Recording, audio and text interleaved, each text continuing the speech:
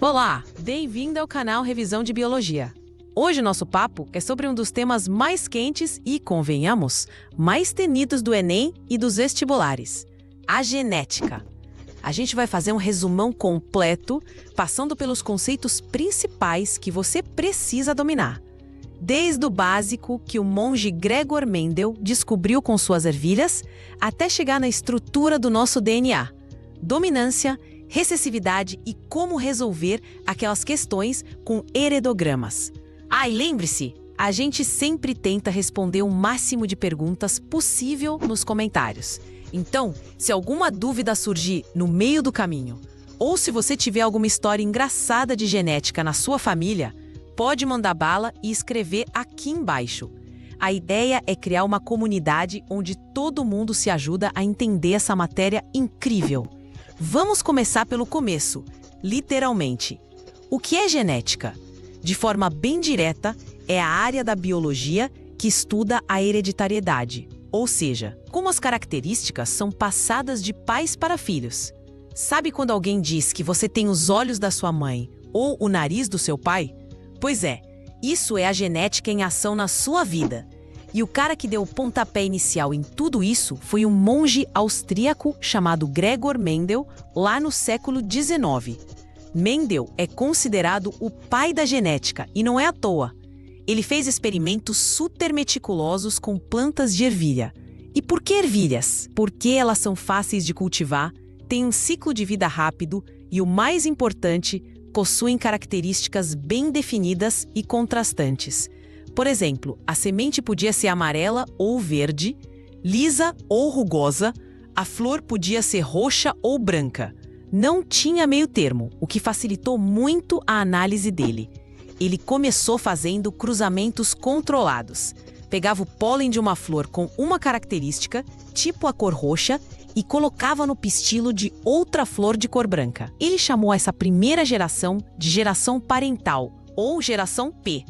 Os descendentes desse cruzamento, a primeira geração de filhos, ele chamou de F1. E o que ele observou foi surpreendente para a época. 100% das plantas da geração F1 nasceram com flores roxas. A cor branca parecia ter desaparecido. Mas Mendel, que era um cientista paciente, não parou por aí. Ele deixou as plantas da geração F1 se autofecundarem, gerando a segunda geração de filhos, a F2. E aí a mágica aconteceu, a cor branca reapareceu. A proporção era de aproximadamente 3 plantas com flores roxas para cada uma planta com flor branca. Essa proporção de 3 para 1 se repetiu para todas as outras 7 características que ele estudou. A partir desses resultados, ele sacou algumas coisas geniais. Primeiro, que as características não se misturavam, como se fossem tintas. Elas eram determinadas por fatores que eram herdados em pares, um vindo do pai e outro da mãe. Hoje, a gente chama esses fatores de genes. Cada gene, que é um pedacinho do nosso DNA, carrega a receita para uma característica. E as diferentes versões de um mesmo gene, Mendel também pensou nisso. Por exemplo, para gene da cor da flor, existia a versão roxa e a versão branca. Hoje, a gente chama essas versões de alelos. Então, o gene é a receita para a cor da flor. E os alelos são as variações dessa receita, roxo ou branco. Cada indivíduo tem 2 alelos para cada característica. Um herdado do gameta masculino e outro do gameta feminino. Aqui entram 2 conceitos que caem em toda a prova, genótipo e fenótipo. Parece complicado, mas é simples. O genótipo é a constituição genética do indivíduo. São os alelos que ele carrega. É a parte que a gente não vê, a receita escrita no DNA. Já o fenótipo é a característica que a gente observa, o resultado da expressão do genótipo mais a influência do ambiente. É o bolo pronto. Usando o exemplo das ervilhas, a planta com flores roxas pode ter os alelos para roxo e roxo ou para roxo e branco. Esse par de alelos é o genótipo dela. A cor roxa, que é o que a gente vê, é o fenótipo. E por que a planta com alelos roxo e branco ainda assim tem flor roxa? Isso nos leva a outros 2 conceitos fundamentais: dominância e recessividade. Mendel percebeu que um alelo podia mascarar o efeito do outro. Ele chamou o alelo que se expressava como da cor roxa de dominante e o alelo que ficava escondido como da cor branca de recessivo. O alelo recessivo só consegue se expressar no fenótipo quando está em dose dupla, ou seja, quando o indivíduo herda 2 alelos recessivos, um do pai e um da mãe. Para facilitar a vida, a gente representa os alemos com letras. Geralmente, usamos a letra inicial da característica recessiva. Então, para a cor da flor da ervilha, branca é recessivo, então usamos a letra B. O alelo recessivo branco é representado pela letra minúscula, B.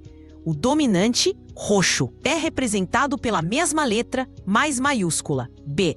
Agora, podemos classificar os genótipos. Quando um indivíduo tem 2 alelos iguais, como Bzão-Bzão ou Bezinho-Bezino, dizemos que ele é homozigoto para aquela característica. Homo significa igual. Se ele for Bzão-Bzão, é um homozigoto dominante. Se for Bezino-Bezinho, é um homozigoto recessivo. Quando o indivíduo tem 2 alelos diferentes, como Bzão-Bezinho, dizemos que ele é heterozigoto. Significa diferente. O heterozigoto também é chamado de híbrido. No caso da dominância completa, o heterozigoto Bzão-Bezinho terá o mesmo fenótipo do homozigoto dominante Bzão-Bzão, ou seja, flores roxas. A única forma de ter flores brancas, fenótipo recessivo, é sendo Bezino-Bezino. Toda essa lógica de segregação dos fatores deu origem à primeira lei de Mendel, também conhecida como Lei da Segregação ou monohibridismo.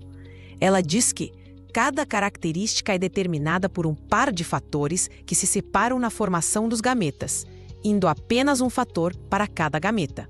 Ou seja, se um indivíduo é Bzão-Bezino, metade dos seus gametas carregarão o alelo Bzão e a outra metade carregará o alelo Bezinho. Eles se separam, se segregam. Para prever os resultados dos cruzamentos, a gente usa uma ferramenta super útil chamada quadro de Punnett. É basicamente um jogo da velha genético. Você coloca os possíveis gametas de um progenitor no topo e os do outro na lateral. Depois, é só combinar as letras nas casas do quadro para ver todos os genótipos possíveis dos descendentes e suas proporções. Vamos fazer um exemplo clássico. O cruzamento de 2 heterozigotos, azão-azino, com azão-azino. O primeiro indivíduo produz gametas azão e azino. O segundo também. Colocando no quadro de Punnett, a gente cruza azão com azão, dando azão-azão. Azão com azino, dando azão-azino. Azinho com azão, dando azão-azinho de novo. E azinho com azinho, dando azinho-azino. O resultado final nos dá as proporções. A proporção genotípica é de 1 azão-azão para 2 azão-azino para 1 azinho-azinho. Ou seja, 25% de chance de ser homozigoto dominante, 50% de ser heterozigoto e 25% de ser homozigoto recessivo. E a proporção fenotípica? Bem, tanto azão-azão quanto azão-azinho expressam o fonótipo dominante. Então, somamos as chances deles. 25% mais 50%, que dá 75%. Apenas o azinho-azino expressa o fenótipo recessivo, com 25% de chance. Isso nos dá a famosa proporção de 3 dominantes para 1 recessivo, exatamente o que Mendel observou em seus experimentos com as ervilhas.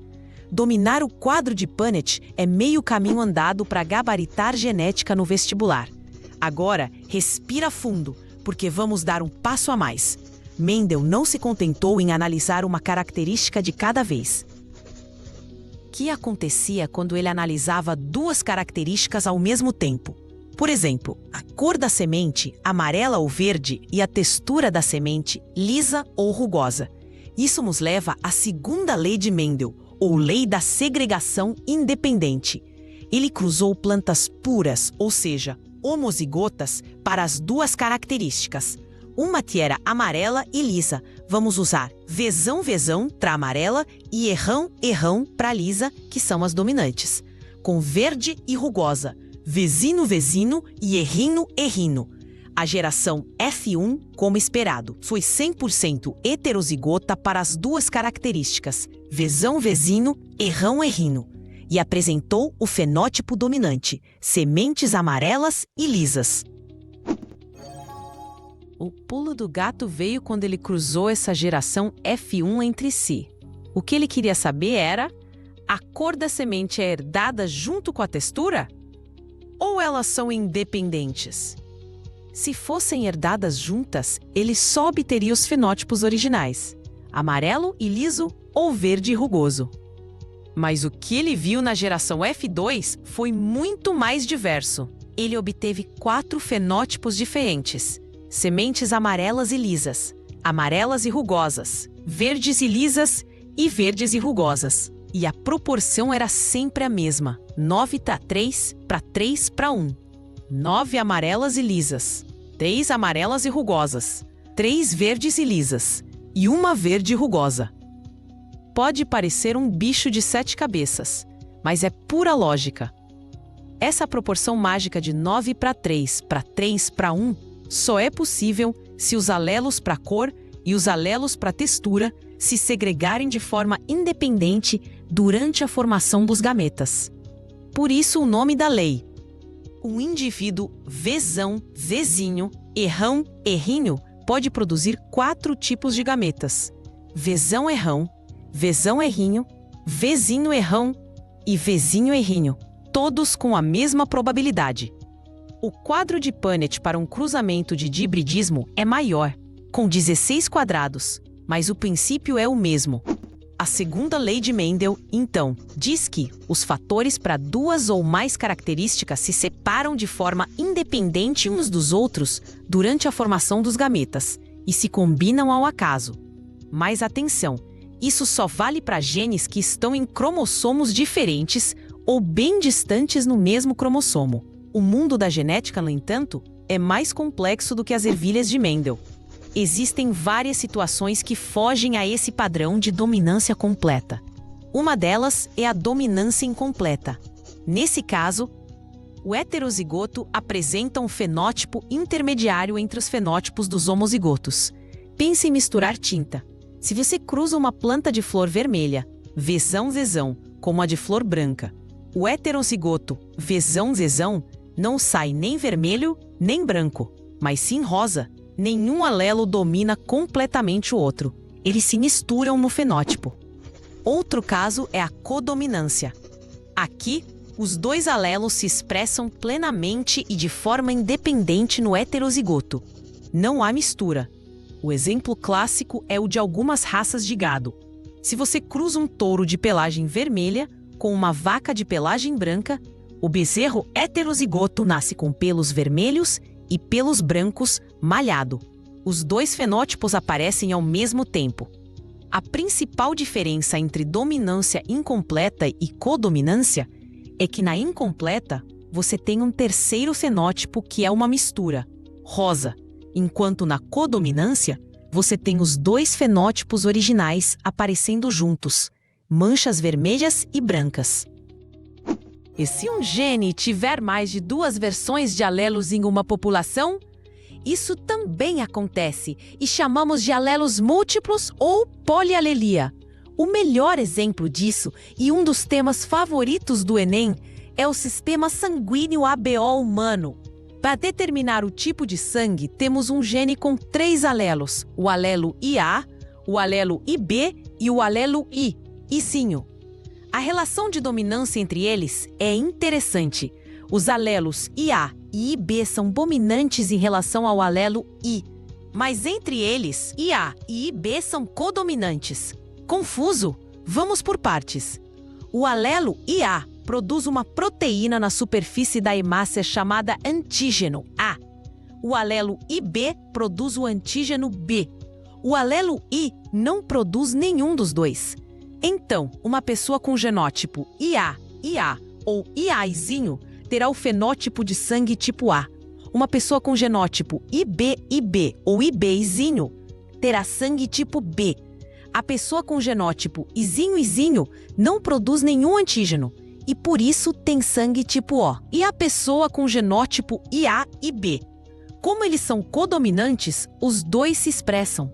E a pessoa tem sangue tipo AB, com ambos os antígenos na hemácia. Entender isso é crucial para as questões de transfusão de sangue. O tipo O é o doador universal porque suas hemácias não têm antígenos A ou B para provocar uma reação no receptor. Já o tipo AB é o receptor universal, porque seu plasma não tem anticorpos anti-A ou anti-B para atacar as hemácias doadas. Além do sistema ABO, temos o fator RH, que funciona com dominância completa simples. RH positivo é dominante sobre RH negativo.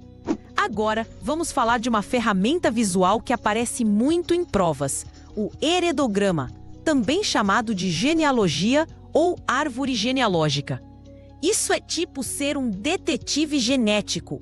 O heredograma mostra as relações de parentesco em uma família e quais indivíduos possuem uma determinada característica. Os símbolos são padronizados. Um quadrado representa um homem e um círculo representa uma mulher. Quando o símbolo é preenchido ou achurado, significa que o indivíduo possui a característica que está sendo estudada. Uma linha horizontal ligando um quadrado e um círculo representa um casamento ou cruzamento. Linhas verticais que saem dessa linha horizontal indicam os filhos do casal. Analisar o heredograma permite descobrir o padrão de herança de uma característica. É dominante ou excessiva? Para saber, procure por um casal que seja igual, ambos afetados ou ambos não afetados, e que tenha um filho diferente deles. Se um casal não afetado tiver um filho afetado, a característica é com certeza recessiva. Por quê? Porque se fosse dominante, pelo menos um dos pais teria que ter o alelo dominante para passar ao filho, e portanto também seria afetado. Para o filho ser afetado e recessivo, azinho, ele precisa receber um azinho de cada pai. Isso significa que os pais, mesmo não sendo afetados, são heterozigotos, azão-azinho. Por outro lado, se um casal afetado tiver um filho não afetado, a característica é dominante. Pensa comigo, o filho não afetado tem o genótipo recessivo, azinho. Ele tem que ter recebido um azinho de cada pai. Como os pais são afetados, eles obrigatoriamente têm que ter o alelo dominante, mas também o recessivo para passar ao filho. Logo, o genótipo dos pais é heterozigoto, azão-azinho. Depois de definir se é dominante ou recessiva, a gente pode tentar preencher o genótipo de todo mundo no heredograma. Comece sempre pelos indivíduos recessivos, porque o genótipo deles é certo, azinho. Depois, vá deduzindo o dos outros com base nos pais e nos filhos. É um quebra-cabeça muito legal de resolver. Até agora, falamos de genes e alelos de uma forma meio abstrata. Mas onde eles ficam fisicamente? Eles estão localizados nos cromossomos, que ficam dentro do núcleo das nossas células. Os cromossomos são estruturas formadas por uma longa molécula de DNA super enrolada e associada a proteínas. Pensa nos cromossomos como os volumes de uma enciclopédia gigante, e o DNA é o texto escrito nesses volumes. Nós, seres humanos, temos 46 cromossomos em cada célula somática, organizados em 23 pares. 22 desses pares são chamados de autossomos e são iguais em homens e mulheres. O par de número 23 é o par de cromossomos sexuais. Nas mulheres, são 2 cromossomos X, XX. Nos homens, é um cromossomo X e um cromossomo Y, XY. A gente herda um cromossomo de cada par da nossa mãe, pelo óvulo, e o outro do nosso pai, pelo espermatozoide. A molécula de DNA tem a famosa estrutura de dupla hélice, que parece uma escada de corda torcida. Os corrimãos da escada são feitos de açúcar e fosfato. Os degraus são formados por pares de bases nitrogenadas. Existem 4 tipos de bases: adenina, A, timina, citosina, C. E guanina, G. A adenina sempre se liga com a timina e a citosina sempre se liga com a guanina. É essa sequência de bases que forma o código genético.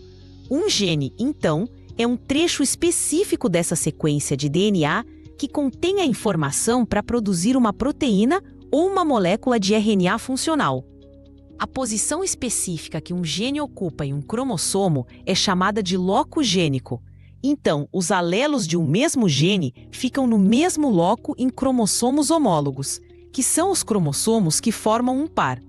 A maioria das características que Mendel estudou e que vimos até agora está em genes localizados nos cromossomos autossomos. É a chamada herança autossômica. Mas e os genes que estão nos cromossomos sexuais? Aí, a história muda um pouco e entramos na herança ligada ao sexo.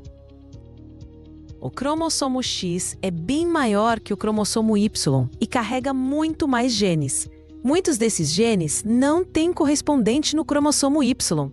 Isso tem uma consequência prática importante.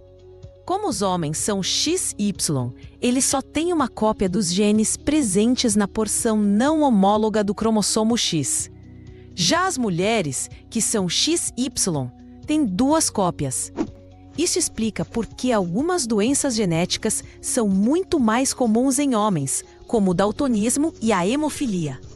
Os genes para essas condições são recessivos e estão no cromossomo X. Uma mulher só será daltônica ou hemofílica se herdar 2 cromossomos X com alelo recessivo, um do pai e um da mãe.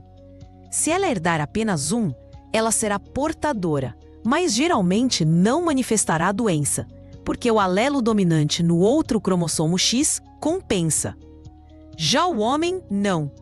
Se ele herdar da mãe um cromossomo X com alelo para daltonismo, ele será daltônico. Não existe um outro alelo no cromossomo Y para mascarar esse efeito. Por isso, a chance de um homem manifestar uma característica recessiva ligada ao X é muito maior. E a herança restrita ao sexo ou ligada ao Y são características cujos genes estão na porção não homóloga do cromossomo Y. Como só homens têm esse cromossomo, essas características são passadas exclusivamente de pai para todos os seus filhos homens. Um exemplo clássico é a hipertricose auricular, que é o crescimento de pelos longos na orelha. Para finalizar nosso resumão, é importante entender que o fenótipo não é determinado apenas pelo genótipo. O ambiente também desempenha um papel fundamental.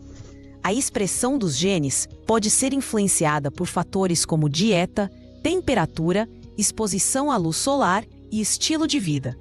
Por exemplo, 2 pessoas com a mesma predisposição genética para uma doença podem ter desfechos diferentes dependendo dos seus hábitos. A cor da pele humana é um excelente exemplo de herança quantitativa ou poligênica, onde vários genes contribuem para uma única característica. E o ambiente, exposição ao sol, também modula o fenótipo final. A altura é outro exemplo. A genética define um potencial de altura, mas a nutrição na infância e adolescência é crucial para que esse potencial seja atingido. Essa interação entre genes e ambiente é um campo fascinante da genética. Outro ponto que pode aparecer é a ideia de mutação. Mutações são alterações permanentes na sequência de DNA de um gene. Elas são a fonte primária de toda a variação genética e a matéria-prima para a evolução. Elas podem acontecer espontaneamente ou ser induzidas por agentes mutagênicos, como radiação. Uma mutação pode criar um novo alelo, que pode ser prejudicial, neutro ou, mais raramente, benéfico para o indivíduo. Condições como a anemia falciforme são resultado de uma única mutação pontual em um gene.